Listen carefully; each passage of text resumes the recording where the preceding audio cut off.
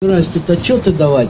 Я просто хочу сказать, что мы все вместе, и вы знаете этот проект, мы восстанавливаем новую Кёнигсбергскую синагогу, она так называлась, которая была сожжена в Хрустальную ночь и разрушена в 1945 году при английской бомбардировке.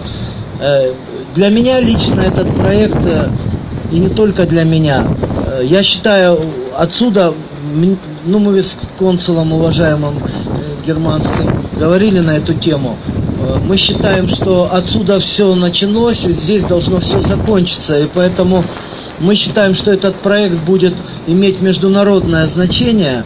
Вот. Поэтому сейчас все уже могут увидеть, что мы подняли первый этаж.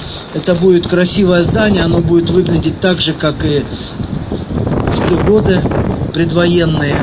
И я думаю, это придаст новую кровь общине, и проявится много еще еврейцев, как говорится, и все будет продолжаться. Спасибо вам. Спасибо.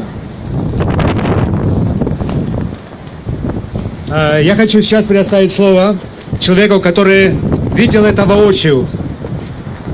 Узник гетто. Он, то есть это один из тех свидетелей, который может говорить не по книжкам, не то, что он слышал, он это видел, он это может сказать, он должен это передать своим внукам, он должен это передать нам. Я хочу предоставить слово Якову Романовичу Суховольскому. Пожалуйста.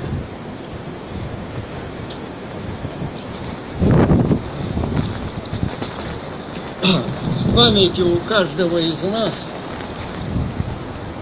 много чего осталось. Особенно у бывших узников гетто, лагерей. И вспоминая, мы об этом никогда не забываем. Мы постоянно об этом помним.